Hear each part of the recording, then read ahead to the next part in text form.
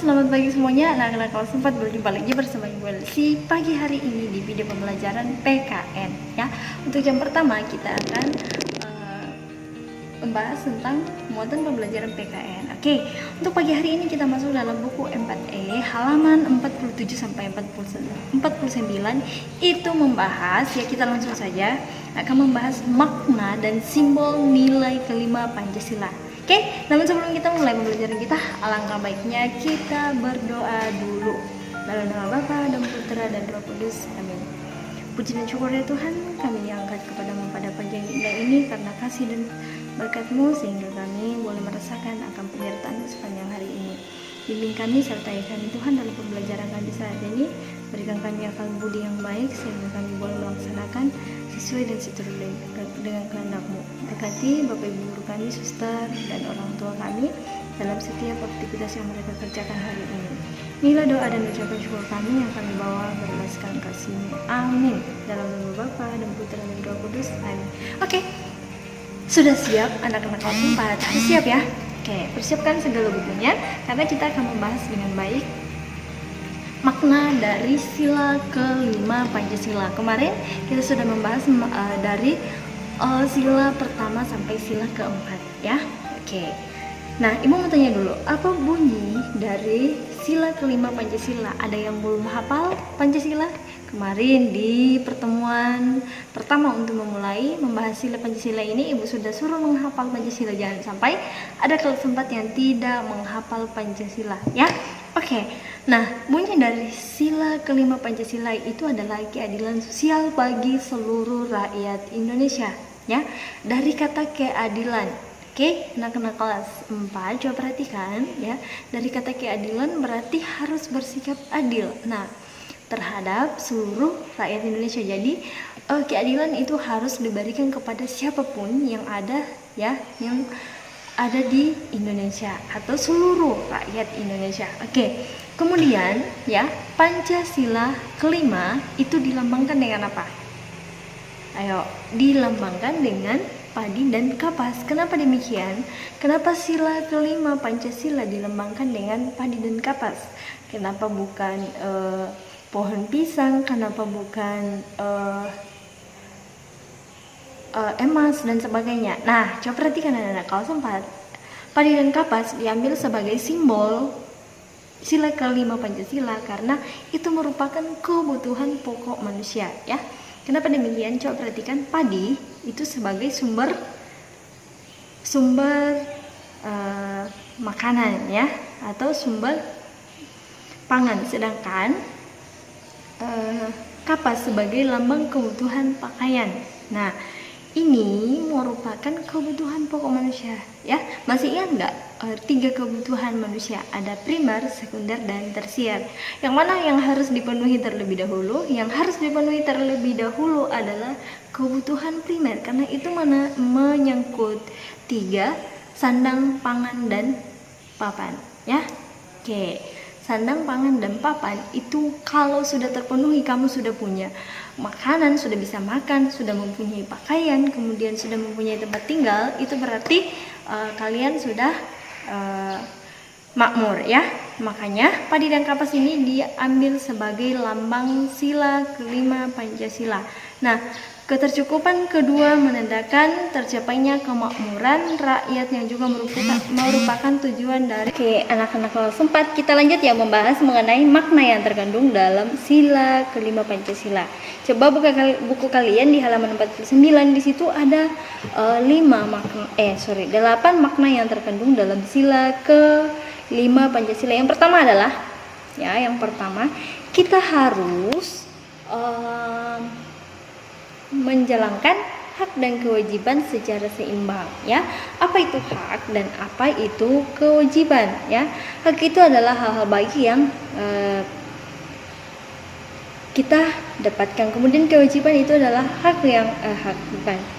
yang harus kita lakukan untuk mendapatkan kewajiban. Nah, secara seimbang artinya di sini berarti kamu harus menjalankan kewajiban kamu dengan baik untuk mendapatkan hak yang kamu inginkan ya. Kalau ingin mendapatkan hak yang lebih baik, berarti jalankanlah kewajiban kamu dengan baik ya.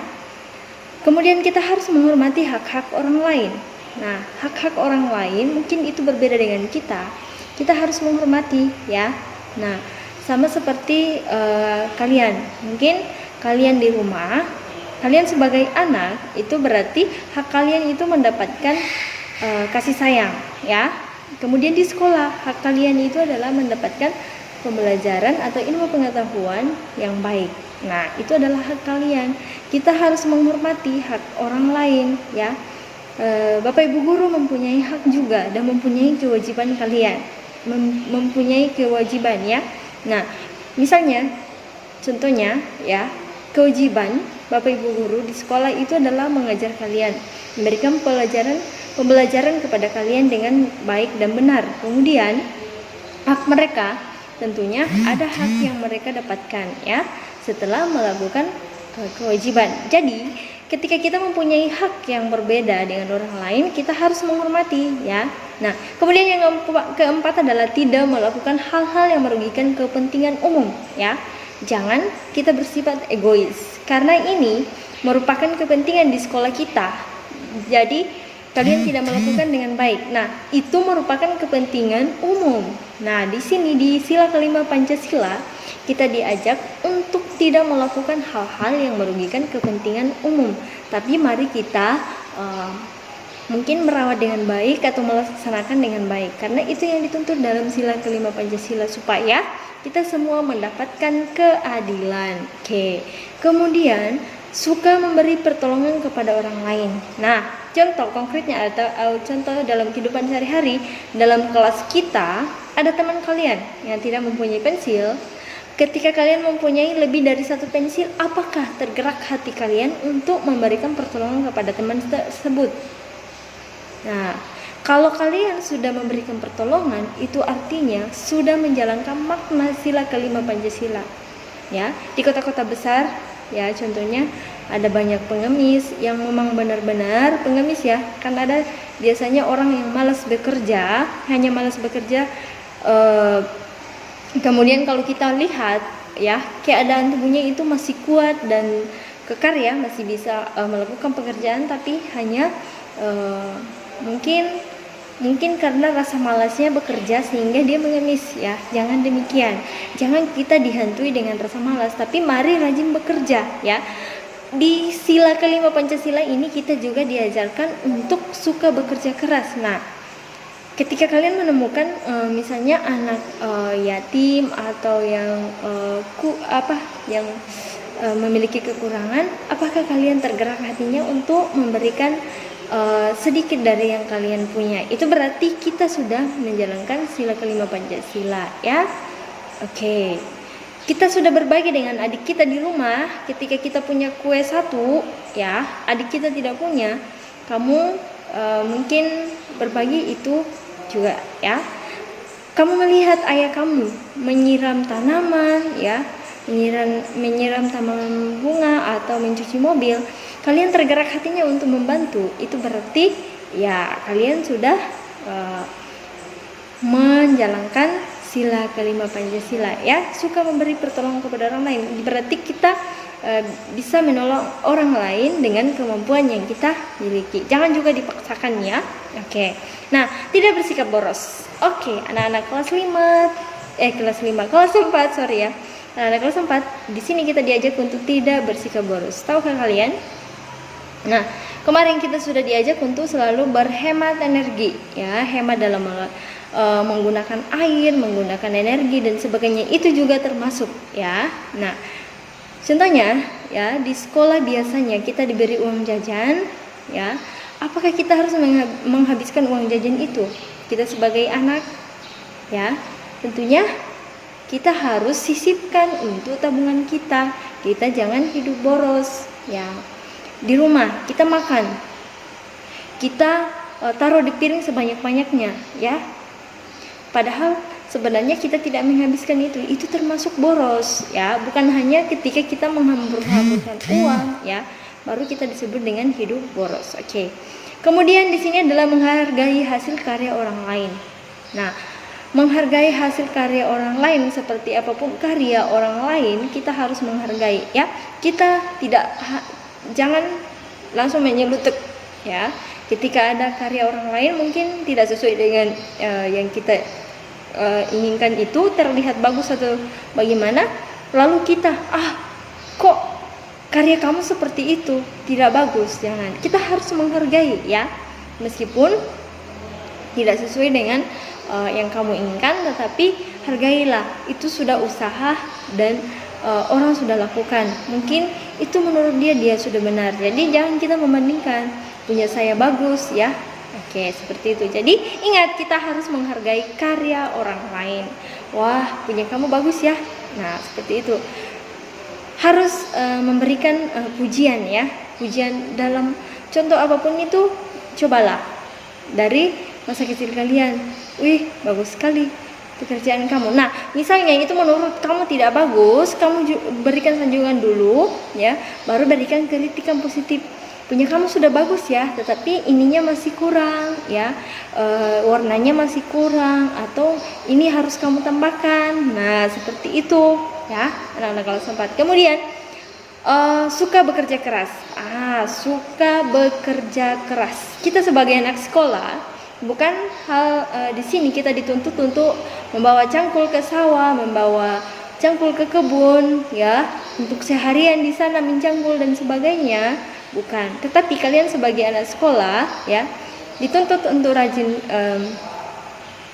menuntut ilmu, belajar dengan sungguh-sungguh, kemudian melakukan hal-hal yang kecil, misalnya rajin membantu orang tua, karena kalian tahu ya, orang tua kalian, kita sudah bekerja keras untuk membiayai kehidupan kita, apalagi membiayai kita dalam sekolah. Atau ada di sini yang sudah membiayai sekolahnya sendiri? Tentu masih belum ya, masih dari orang tua kita. Nah, orang tua kita sudah bekerja keras supaya nanti menginginkan kita kelak anak saya ini menjadi orang yang berguna. Nah, seperti itu. Jadi kita harus menghargai apa yang orang tua sudah korbankan. Oke, anak-anak kelas 4 paham ya? Oke, sekarang yang terakhir, menjunjung tinggi nilai kekeluargaan dan kebersamaan. Oke, di sila ketiga Pancasila tentang persatuan dan kesatuan. Nah, menjunjung nilai kekeluargaan dan kebersamaan dalam keluarga ya, kita harus menjalin kekeluargaan satu dengan yang lain, antara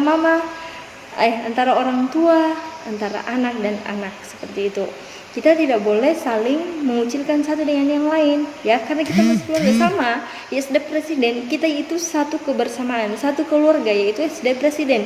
Nah, seharusnya kita menjadi SD Presiden itu saling menyatu ya, tidak boleh saling berkelahi, saling mengejek dan sebagainya. Nah, itu berarti kita menjalankan nilai kekeluargaan dan kebersamaan. Apakah bagus kalau dalam bergotong royong kita hanya menjadi sebagai penonton? Tentu tidak ya. Oke, tapi alangkah baiknya kalau kita turut mengambil bagian dalam bekerja. Nah, itu ya pembelajaran kita pagi hari ini tentang nilai dan simbol sila kelima Pancasila. Ingat apa simbolnya dan apa makna dari Padang Kapas, kemudian apa makna-makna yang terkandung dalam sila kelima Pancasila. Oke, sekarang Ibu akan berikan tugas sama kalian di halaman 49. Itu disuruh kamu menuliskan tentang pengamalan dan pelanggaran terhadap sila kelima Pancasila menurut ya yang kamu temukan dalam kehidupan sehari-hari. Silakan tuliskan di buku tugasmu apa pengamalan-pengamalan yang kamu temukan, kemudian tuliskan juga pelanggaran-pelanggaran yang sering kamu temukan yang menyimpang dari sila kelima Pancasila ya. Ingat, pengamalan ya yang menunjukkan pengamalan sila kelima Pancasila, kemudian yang menunjukkan pelanggaran sila kelima Pancasila.